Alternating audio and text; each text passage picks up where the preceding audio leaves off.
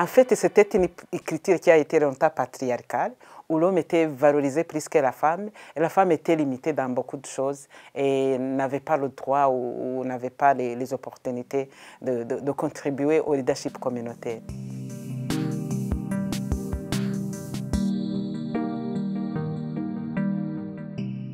Il y a eu, je dirais, une diminution des hommes. Les hommes qui étaient, je dirais, valorisés, on voyait beaucoup d'entre eux étaient tués, les autres en prison ou en exil. Et il y avait brusquement cette force, je dirais, la femme se trouvait dans une condition qui la forçait à assurer des responsabilités familiales, traditionnellement assurées par l'homme,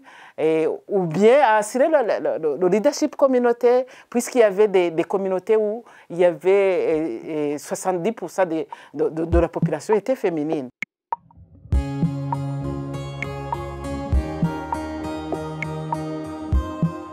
Ce qu'on voit généralement, on voit que les églises vraiment sont prêtes à intégrer les principes d'égalité d'hommes et femmes, parce qu'on voit des églises, par exemple, qui sont gouvernées par les femmes, et on voit aussi les églises qui intègrent les femmes dans les activités, par exemple, les églises protestantes, on voit un nombre qui augmente des femmes pasteurs, ce qui n'était pas là. Ça, ce sont certains signes qui montrent que les églises aussi s'engagent à respecter l'intégration des femmes dans le leadership.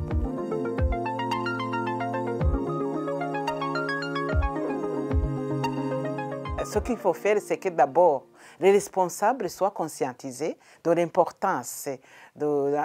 l'implication de l'homme et de la femme dans le développement de l'Église, mais aussi il faut sensibiliser et expliquer aux membres l'importance de cette intégration, parce que les membres, hommes et femmes aussi, ils doivent avoir cette, je dirais, cette compréhension de l'importance. Deuxièmement, il faut que aussi l'Église puisse donner la place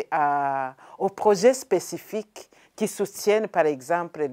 le développement des femmes, les projets spécifiques qui reconnaissent les intérêts des femmes, et les projets spécifiques qui motivent les hommes à changer les idéologies patriarcales, par exemple, pour permettre cette bonne cohabitation entre hommes et femmes.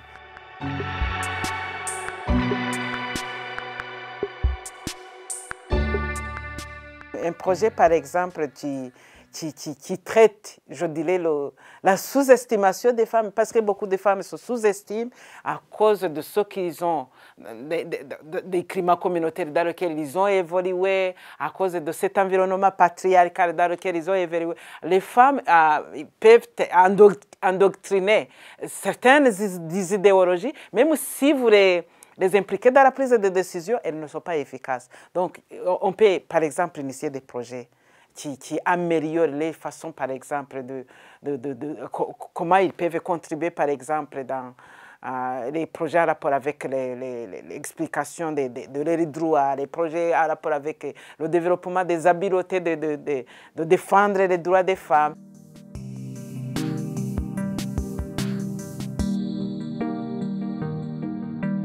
Ce sont des défis en rapport avec l'ignorance, en rapport avec les problèmes des femmes, parce qu'on peut être impliqué, mais c'est important aussi qu'on sache à quel niveau la femme est je dirais, est empêchée ou bien est limitée à jouir de ses droits. J'aurai le temps aussi de continuer à contacter les femmes de tous les niveaux, de la campagne, des milieux ruraux, des pauvres, des riches, pour essayer d'explorer en détail les problèmes, la réalité des problèmes vécus par les femmes rwandaises, et ainsi penser aux stratégies appropriées qui peuvent rendre plus efficace la promotion de l'égalité des sexes au Rwanda.